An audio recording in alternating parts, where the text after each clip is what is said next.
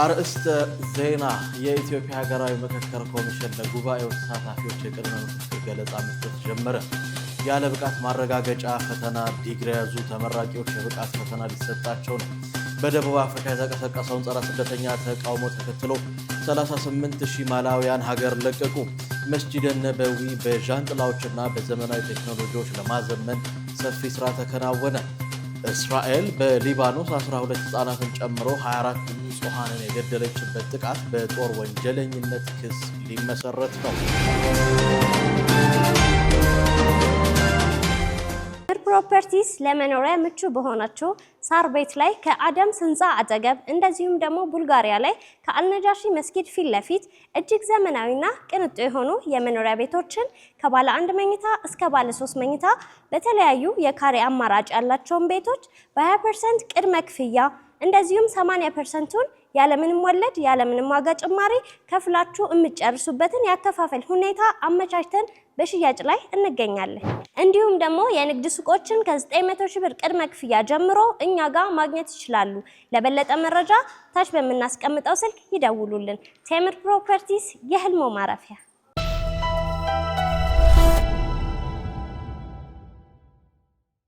አሰላሙ አለይኩም ወራህመቱላሂ ወበረካቱ። ክቡራትና ክቡራን የልጅሽ ቲቪ የምሽት መረጃ ተመልካቾቻችን እንደምን አምሽታችኋል? ከመረጃዎቹ ጋር ሰኢድ መሐመድ ነኝ። አብራችሁን ቆይ።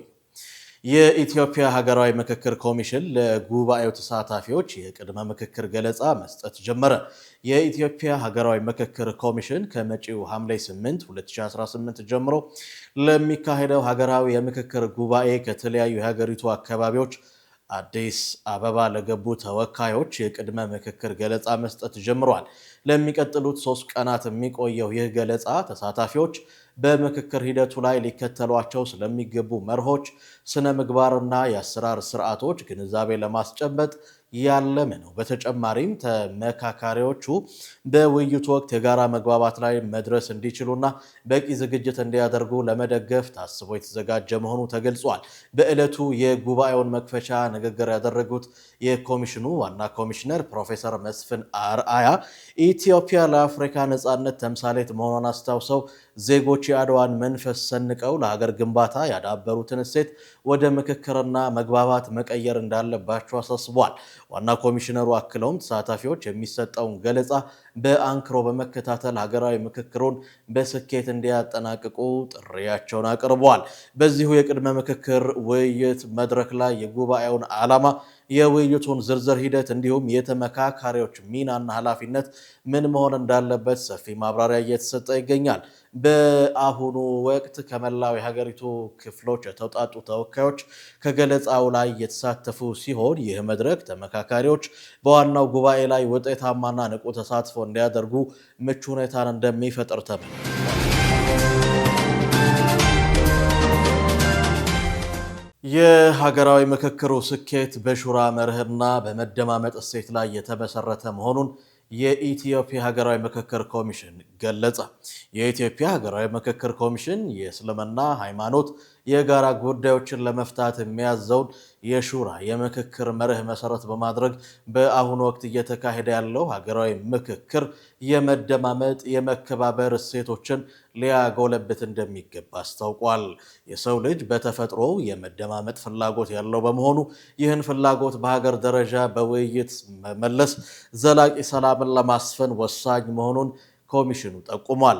ህዝባዊ ሰላምና እፎይታን በተሟላ ሁኔታ ማረጋገጥ የሚቻለውም ዜጎች እርስ በርስ ልብ ለልብ መደማመጥ ባህልን ማዳበር ሲችሉ መሆኑ ተገልጿል። ሀገራዊ ምክክር ሂደቱ የተለያዩ አመለካከቶችና ተቃራኒ ሀሳቦች በአንድ ጠረጴዛ ዙሪያ ቀርበው በነፃነት የሚንሸራሸሩበትና የጋራ መፍትሄ የሚያፈልቁበት መድረክ መሆኑን የገለጸው ኮሚሽኑ ዜጎች ስለ ሀገራቸው ያላቸው ተስፋም ሆነ ስጋት ያለ ገደብ ሊያንጸባርቁ መቻላቸው የሀገር ባለቤትነት ስሜታቸውን ይበልጥ እንደሚያሳድገው አብራርቷል። ይህ ታሪካዊ የምክክር ሂደት ስኬታማ ሊሆን የሚችለው እያንዳንዱ ተሳታፊ የሌላውን ወገን ሀሳብ በከፍተኛ ስነ ምግባርና ትዕግስት ማዳመጥ ሲችል ብቻ መሆኑን ኮሚሽኑ አረጋግጧል። በመደማመጥ መርህ ላይ ተመስርቶ የሚከናወን ውይይት የአመለካከት ጥምረትን በማስፋት በማህበረሰቡ ዘንድ ቅቡልነትን፣ ሚዛናዊነትን እንዲሁም መፍትሄ አዘል ሐሳቦችን እንደሚያመነጭ ተጠቅሷል። የዚህ ጥልቅ የመደማመጥ ሂደት የመጨረሻ ውጤት ልዩነትን አምኖ አብሮነትን ማጠናከር መሆኑን የጠቆመው ኮሚሽኑ ይህም በዜጎች መካከል እውነተኛ መተዋወቅ፣ ወንድማማችነትን እንደሚፈጥር አስታውቋል። በመሆኑም ሁሉም አካላት የተለየ አመለካከትን ለማዳመጥ ልባቸውን ክፍት በማድረግ ከጥልቅ መደማመጥ የሚመነጭ ሀገራዊ መተማመንን ለመገንባት እንዲሰሩ ኮሚሽኑ መልእክት አስተላልፏል። በቤንሻንጉል ጉሙዝ ክልል ለሚገኙ 100 ኢማሞች እና ኡስታዞች የአቅም ግንባታ ስልጠና ተሰጠ። የኢትዮጵያ እስልምና ጉዳዮች ጠቅላይ ምክር ቤት ዑለማ ጉባኤ ከቤንሻንጉል ጉሙዝ ክልል እስልምና ጉዳዮች ከፍተኛ ምክር ቤትና ከቡኒያን ዓለም አቀፍ ዩኒቨርሲቲ ጋር በመተባበር በአሶሳ ከተማ የአቅም ግንባታ ስልጠና ሰጥቷል። በስልጠናው ላይ ከክልሉ የተውጣጡ 50 ኢማሞች፣ 50 ኡስታዞች የተሳተፉ ሲሆን ስልጠናው በዋናነት በኢስላማዊ ዕውቀት፣ በዳዕዋ፣ በሰላም ግንባታ፣ በማህበራዊ ኃላፊነት እንዲሁም በአመራር ክህሎት ዙሪያ ላይ ትኩረት ያደረገ እንደነበር ታውቋል። በስልጠናው ማጠናቀቂያ ላይ ንግግር ያደረጉት የክልሉ እስልምና ጉዳዮች ከፍተኛ ምክር ቤት ፕሬዝዳንት ሼክ ኢብራሂም መሐመድ ሲራጅ ሰልጣኞች ያገኙትን ዕውቀትና ክህሎት ወደ ተግባር በመቀየር በማህበረሰብ ሂደት ላይ በብቃት ማገልገል እንዳለባቸው አሳስበዋል። አክለውም ኢማሞች፣ ኡስታዞች የህዝበ ሙስሊሙን ሰላም፣ አንድነት፣ ኢስላማዊ የስነ ምግባር እሴቶችን እንዲያጠናክሩ አደራ ብለዋል። የሃይማኖት አባቶችን አቅም ለማሳደግ መጅሊሱ ከባለድርሻ አካላት ጋር በቅንጅት መስራቱን እንደሚቀጥል ገልጸዋል።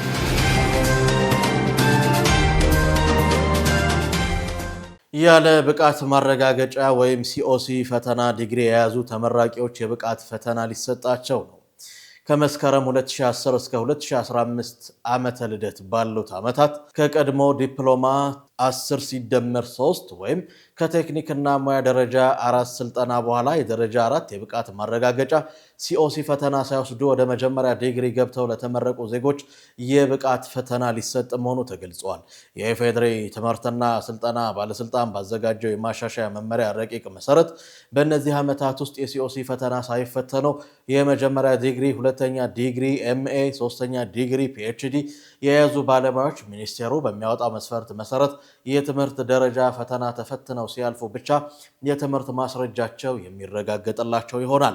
ይህ መመሪያ የሚመለከተው በቀድሞ ዲፕሎማ ተመርቀው ነገር ግን የደረጃ 4 የብቃት ማዕቀፍ ሲኦሲ ሳይኖራቸው የመጀመሪያ፣ ሁለተኛ ወይም ሶስተኛ ዲግሪ የያዙትን እንዲሁም የሲኦሲ ፈተና የወሰዱትን ለዲግሪ ትምህርት የተመዘገቡትን ተማሪዎችን ብቻ ነው። ባለስልጣኑ በአንጻሩ በመደበኛው መንገድ የመግቢያ መስፈርቱን አሟልተው ለምሳሌ የ12ኛ ክፍል ማለፊያ አምጥተው የገቡ ወይም ከዲፕሎማ ተነስተው የሲኦሲ ፈተና አልፈው ዲግሪ የተማሩና የተመረቁ ዜጎችን ይህ መመሪያ የሚመለከታቸው የትምህርት ማስረጃቸውም ያለምንም ተጨማሪ ፈተና እንደ ቀድሞው ይረጋገጥላቸዋል።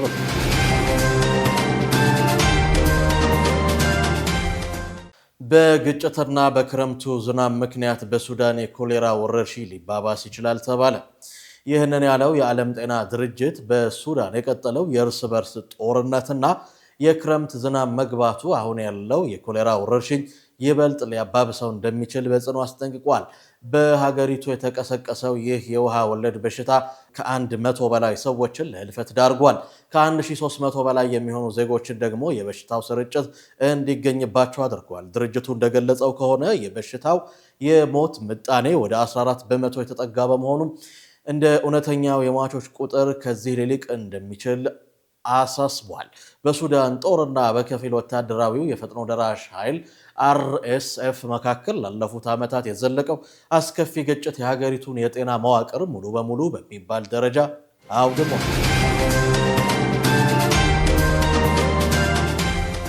በደቡብ አፍሪካ የተቀሰቀሰውን ጸረ ስደተኞች ተቃውሞ ተከትሎ 38,000 ማላውያን ሀገር ለቀቁ። በደቡብ አፍሪካ የተቀሰቀሰው የተቀናጀ የጸረ ስደተኞች ተቃውሞና ጥቃት ተከታትሎ ቀጥሏል። ባለፈው አንድ ወር ውስጥ ብቻ ወደ 38,000 የሚጠጉ የማላዊ ዜጎች ወደ ሀገራቸው መመለሳቸውን የማላዊ መንግስት አስታውቋል።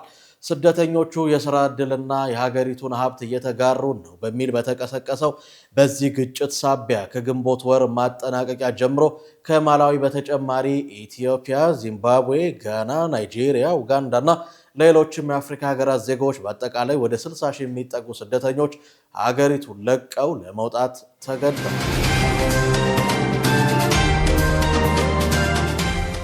በታላቁ የመስጂድ ነበዊ በጃንጥላና በዘመናዊ ቴክኖሎጂ የማዘመን ሰፊ ስራዎች እየተከናወኑ ነው ተባለ። በመስጂድ ነበዊ ዙሪያ የተዘረጉት 250 ግዙፍ ጃንጥላዎች ለሰጋጆች፣ ለጎብኚዎች ምቹ ጥላን ከመስጠት ባለፈ የዘመናዊ ኢንጂነሪንግና የሥነ ጥበብ ህንፃ መገለጫ መሆናቸውን የሳውዲ ኤክስፓርታይት ዘገባ ያመላክታል። እነዚህ አስደናቂ ዲዛይን ያላቸው ጃንጥላዎች ከፍተኛ ሙቀትን በመቀነስ ረገድ ስኬታማ መሆናቸውን አስመስክረዋል። በቅርቡም መዋቅሮቹ የሚሰጡትን አገልግሎት ለማሳደግ የጥገና፣ የቁጥጥር፣ የጽዳት ስራዎች ይበልጥ በዘመናዊ ቴክኖሎጂ እንዲደገፉ ተደርጓል።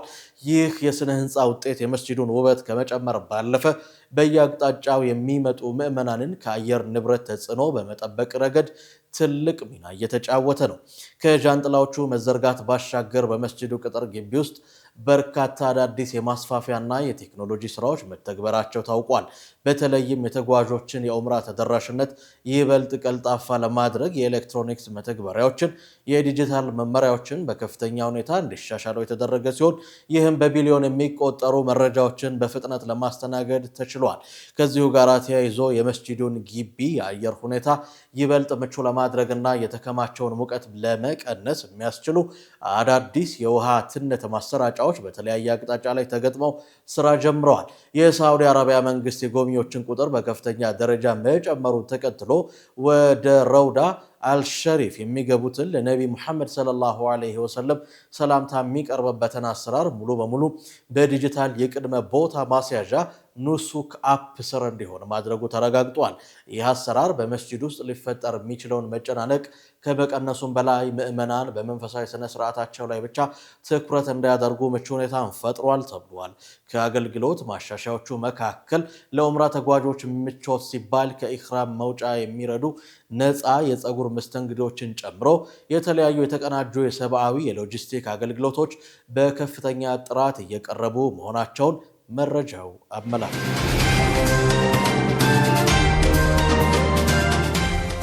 እስራኤል በሊባኖስ 12 ህፃናትን ጨምሮ 24 ንጹሐንን የገደለችበት ጥቃት በጦር ወንጀለኝነት ክስ ሊመሰረትባት ይገባል ሲል አምነስቲ ኢንተርናሽናል ገልጿል። የእስራኤል ጦር በደቡባዊ ሊባኖስ በፈጸመው አሰቃቂ አየር ድብደባ 12 ህፃናትን ጨምሮ 24 ሰላማዊ ሰዎች መግደሉን ተከትሎ ይህ ጥቃት የእስራኤልን የጦር ወንጀል ባለቤትነት የሚያሳይ በመሆኑ በአስቸኳይ ሊመረመርና ክስ ሊመሰረት ይገባል ሲል አምነስቲ ኢንተርናሽናል አስታውቋል። የሰብአዊ መብት ተቋሙ አምነስቲ ባደረገው ምርመራ እስራኤል በደቡብ ሊባኖስ የመኖሪያ ቤቶች ላይ በፈጸመቻቸው 3 ተከታታይ ጥቃቶች ህይወታቸውን ካጡ 24 ንጹሃን መካከል ከ15 እስከ 16 ዓመት ዕድሜ ያላቸው 12 ህፃናት እንዲሁም አንዲት ነፍሰ ጡር እናት እንደሚገኙባት አስታውቋል። አምነስቲ አክሎም በወታደራዊ ኢላማዎችና በሲቪሎች መካከል ምንም አይነት ልዩነት ሳይደረግ የተፈጸመው ይህ ጥቃት ለእስራኤል የጦር ወንጀል ተጠያቂነት ግልጽ ማሳያ ነው ብሏል። በመሆኑም ዓለም አቀፉ ማህበረሰብ ለእነዚህ ንጹሃን ደም ተጠያቂ በሆነችው እስራኤል ላይ አስቸኳይ የጦር መሳሪያ ማዕቀብ እንዲጥል ጥሪ አቅርቧል። በሌላ በኩል የሊባኖስ ጤና ሚኒስቴር ባወጣው መረጃ ከመጋቢት ወር ጀምሮ በእስራኤል ጥቃት የተገደሉ የሊባኖስ ዜጎች ቁጥር 4321 የደረሰ ሲሆን የእስራኤል ወታደሮችም ከ10 ኪሎ ሜትር በላይ ወደ ሊባኖስ ግዛት ዘልቀው መግባታቸውን ገልጸዋል። በአሜሪካና በኢራን መካከል የተደረሰውን የተኩስ አቁም ስምምነት ለማስቀጠል የአደራዳሪዎች ጥረት ቢኖርም ውጥረቱ ዳግም አገርሽቷል። በሆርሙዝ ወሽመጥ አጠቃቀም ዙሪያ በተፈጠረ አለመግባባት በአሜሪካና በኢራን መካከል ያለው ወታደራዊ ውጥረት በከፍተኛ ሁኔታ አገርሽቷል። አሜሪካ ባለፉት 48 ሰዓታት ውስጥ ብቻ በኢራን የባህር ዳርቻዎች ላይ በሚገኙ ከ170 በላይ ወታደራዊ ኢላማዎች ላይ ከባድ የአየር ድብደባ መፈጸሟን የሀገሪቱ ወታደራዊ እዝ አስታውቋል። ይህ ጥቃት የተሰነዘረው የኢራን ከፍተኛ መሪ አያቶላ አሊ ኻሜኒ በአሜሪካና እስራኤል ጥምር ጥቃት መገደላቸውን ተከትሎ የቀብር ስነ ስርዓታቸው እየተፈጸመ በነበረበት ወቅት ሲሆን በድብደባው 14 ሰዎች ሲገደሉ 78 ያህሉ መቁሰላቸውን የኢራን የጤና ሚኒስቴር ገልጿል። የዚህ አዲስ ግጭት መነሻ አደራዳሪ አካላት በሁለቱ ሀገራት መካከል ቀደም ሲል አስከብረውት በነበረው የተኩስ አቁም ስምምነት ላይ የቃላት ትርጓሜ አለመግባባት በመፈጠሩ ነው። አደራዳሪዎቹ በስምምነቱ ላይ የባህር ወሽመጡ ላይ ደህንነቱ የተጠበቀ የንግድ መርከብ እንቅስቃሴ እንዲኖር የጋራ ጥረትን ማድረግን ቢያስቀምጡም አፈጻጸሙ ግን ግልጽ ባለመሆኑ አለመግባባትን ፈጥሯል። አሜሪካ ስምምነቱን መነሻ አድርጋ የደህንነት ጥበቃን ስትጠይቅ፣ ቴህራን በበኩሏ ማናቸውም የባህር ትራፊክ በኢራን የግዛት ውሃ ክልል ውስጥ በተወሰነለት መስመር ብቻ ማለፍ አለበት በማለት በማስገደዷ አለመግባባቱ ተፈጥሯል ተብሏል።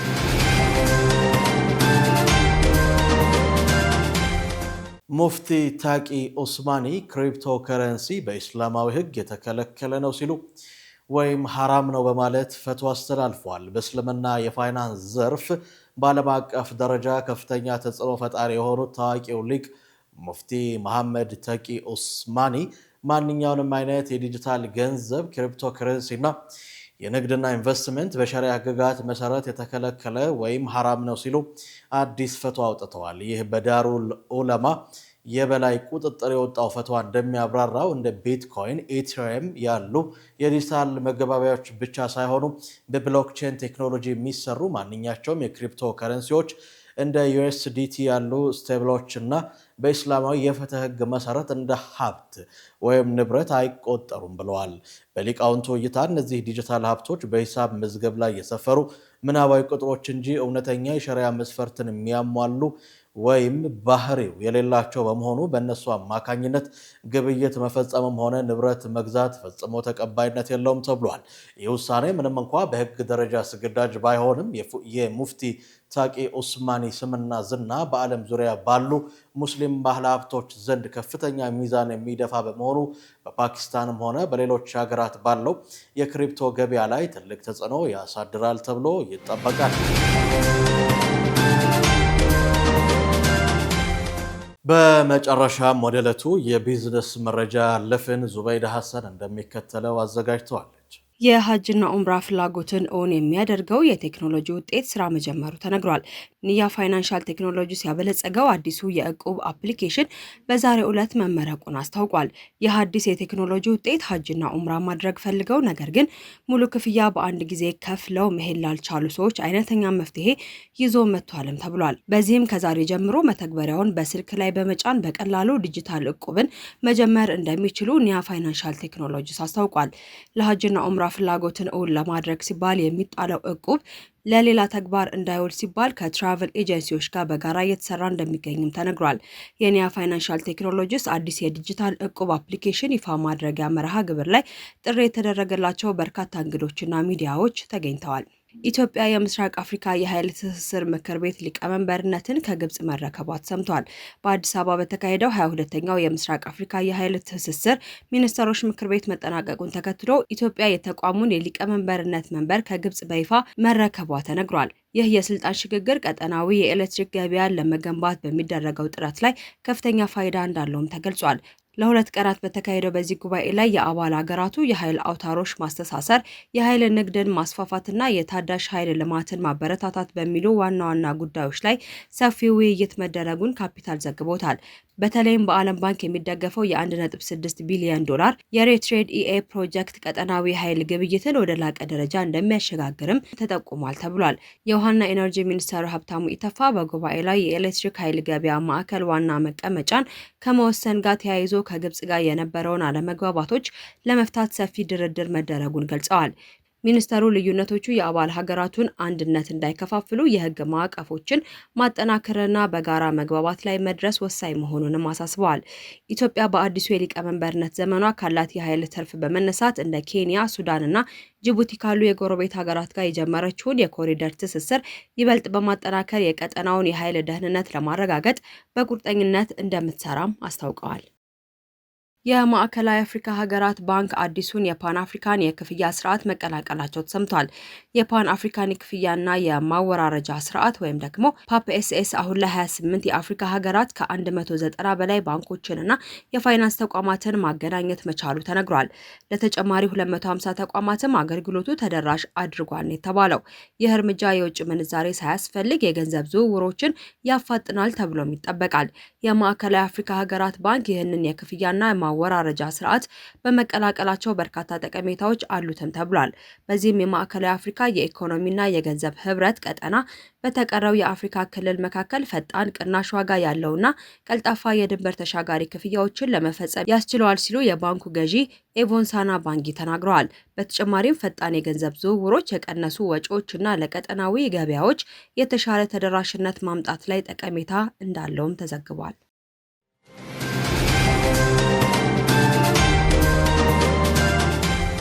ክቡራትና ክቡራን የነጃሺ ቲቪ የምሽት መረጃ ተመልካቾቻችን የዕለቱን የምሽት መረጃ በዚሁ አገባደድን። ከቀሪ የነጃሺ ቲቪ የምሽት መሰናዶ ጋር መልካም